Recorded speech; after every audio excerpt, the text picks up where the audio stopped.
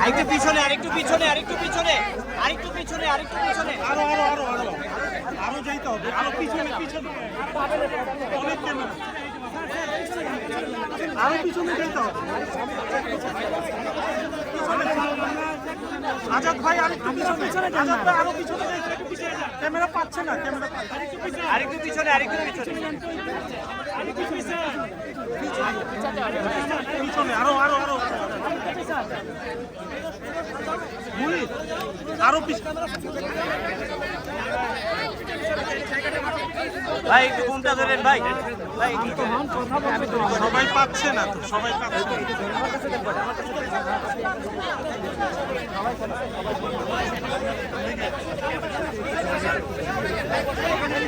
ভাই সবাই সরে যান, সবাই সরে যান। একজন বসেন, একজন একটু বসেন, একজন বসেন। এটা তো তার আছে, তার এটা তার।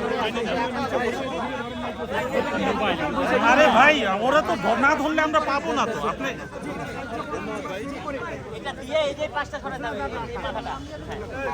সম্মানিত সাংবাদিক বন্ধুগণ, আপনারা জানেন যে বর্তমান এই অন্তর্বর্তীকালীন সরকারের প্রধান উপদেষ্টা বাংলাদেশ জামাত ইসলামীর সম্মানিত আমির ডাক্তার শফিকুর রহমান সহ কেন্দ্রীয় নেতৃবৃন্দকে আমন্ত্রণ জানিয়েছিলেন। আমিরে জামাতের নেতৃত্বে 11 সদস্য বিশিষ্ট ডেলিগেশন ইতিমধ্যে ওনার সাথে সাক্ষাৎ করে এসেছেন। এখন আমিরে জামাত ডাক্তার শফিকুর রহমান আপনাদের সামনে সংক্ষিপ্ত বর্ণনা পেশ করছেন। কি বললেন, আপনারা কি বলেছেন? আসসালামু আলাইকুম। আপনারা জানেন জাতীয় জীবনে একটা টার্নিং পয়েন্ট এখন চলছে। আমরা প্রধান উপদেষ্টার দাওয়াতে এখানে এসেছিলাম। আমার সঙ্গে আছেন জামাত ইসলামের দুইজন নায়েবে আমির, ডাক্তার সৈয়দ আব্দুল্লাহ মোহাম্মদ তাহের এবং মৌলানা শামসুল ইসলাম। আমাদের প্রচার বিভাগের সেক্রেটারি আছেন, প্রেসিডেন্ট সেক্রেটারিবৃন্দ আছেন, আরও সেক্রেটারি জেনারেল অধ্যাপক গুলাম পরওয়ার আছেন।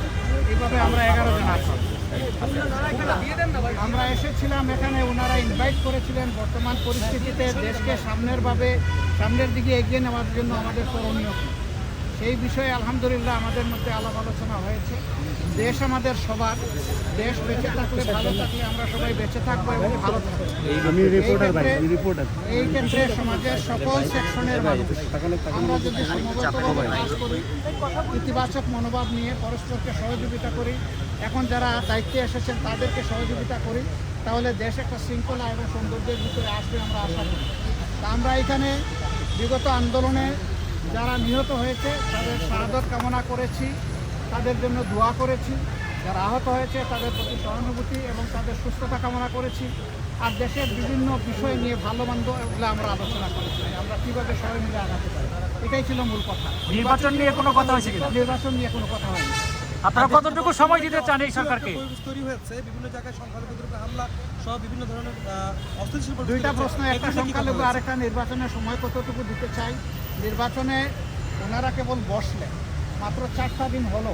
আমরা ওনাদেরকে দেখতে চাই যে ওনারা কীভাবে জাতিকে নিয়ে আগাতে চাচ্ছেন, সমস্যাগুলোর আশু সমাধান কিভাবে করেন। এরপরে যৌক্তিক সময়েই এটার সমাধান হবে বলে আমরা আশাবাদী। এখানে কোনো সমস্যা হবে এটা আমরা মনে করি না। যে বিভিন্ন দিক থেকে অনেকে ষড়যন্ত্রের কথা বলছেন, আপনারা সাংবাদিক সমাজও হয়তো বা এটা উপলব্ধি করছেন। এটা খুব বিশেষ করে আমাদের এইখানে বিভিন্ন ধর্মাবলম্বী মানুষ যারা আছেন তাদের উপর বিভিন্ন জায়গায় কিছু হামলা হয়েছে, কিন্তু হামলাটা ধর্মীয় কারণে হয়েছে নাকি রাজনৈতিক কারণে হয়েছে এটা খুঁজে বের করতে হবে। ইতিমধ্যে বিভিন্ন ধর্মীয় সম্প্রদায়ের যারা আছেন তারাই বলেছেন যে সব মামলাকে ধর্মীয় মামলা বলে চালাই দেওয়া যাবে না। এখানে একজন রাজনীতি করতো, সে রাজনীতির ক্ষেত্রে হয়তো বড় কোনো অপরাধ করেছে, মানুষের ক্ষোভের জায়গা থেকে তার উপরে প্রতিশোধ নিয়েছে, এটাকে আমরা ধর্মীয়ভাবে নেব কেন? এটা আমাদের দায়িত্ব না, এটা তারাই এখন প্রতিবাদ করছে। আবার কোনো দেশ এখানে জড়ায় পড়ছে বিশেষভাবে, সেই দেশেরই বিবেকবান মিডিয়াগুলো এখন তার প্রতিবাদ করছে। এটা অসত্য। যেভাবে বাংলাদেশের ব্যাপারে পরিবেশ তৈরি করা হচ্ছে, ভীতি সৃষ্টি করা হচ্ছে, বাংলাদেশের পরিবেশের নয়। পার্টিকুলারলি আমাদের দলের নাম নিয়েও সেখানে এখন ভারতের গুরুত্বপূর্ণ ব্যক্তিরা তারা পোস্ট এডিটোরিয়াল দিচ্ছেন যে কোথায় তাদেরকে অভিযোগ দিচ্ছেন আপনারা, তারা তো লাঠি হাতে মন্দির পাহারা দিচ্ছে, যারা মন্দির পাহারা দিচ্ছে তাদেরকে কেন আপনারা অহেতুক ব্লেম দেন? তারাই এর প্রতিবাদ করছে, আমাদের প্রতিবাদ করার দরকার পড়ছে না। বিবিসির বিশ্লেষণ আপনারা দেখেছেন যে বিভিন্ন ফেক বিষয়গুলো তারা তুলে এনেছে তাদের মিডিয়ায়। বিবিসি তো আর বাংলাদেশের মিডিয়ার মতো আমরা বলতে পারবো না যে কারো দ্বারা চাপের মুখে পড়ে তারা এটা করেছে, আমরা তো তা বলতে পারবো না। এরকম কোনো চাপও নাই তাদের উপর, তারা কারো চাপের পরোয়াও করে না। আমাদের অনেক সময় চাপে বিভিন্ন অবস্থা সৃষ্টি হয়ে যায়, তারা তো ওরকম না।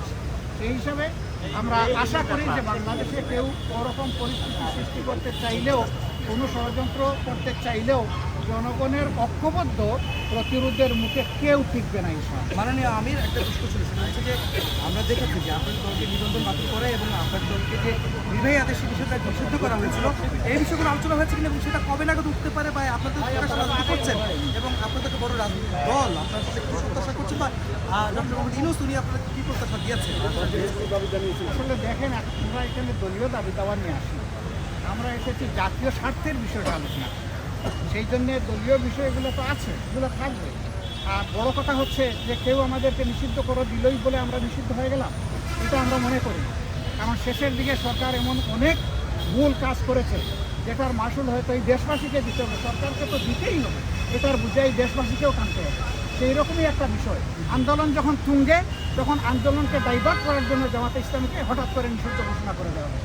এটা সারা জাতি এই মতলব বুঝে, জাতি এটা গ্রহণ করে নাই বলেই আলহামদুলিল্লাহ রাষ্ট্রের সকল গুরুত্বপূর্ণ স্তরে এখন জামাতে ইসলামী সহযোগিতা করে যাচ্ছে এবং রাষ্ট্র আমাদেরকে অনুরোধ করছে। আমরা এটাকেই যথেষ্ট বৈধতা মনে করি, এর চেয়ে বড় বৈধতার আমাদের প্রয়োজন নেই। রাষ্ট্রীয় পরিচালনার ক্ষেত্রে আপনারা কোনো পরামর্শ দিয়েছেন কিনা, কোন জিনিসগুলোকে বেশি প্রাধান্য দেওয়া উচিত? আমরা আমাদের সংগত জায়গা থেকে যেটা বুঝি সব দিয়েছি। আপনাদের অগ্রাধিকার কি?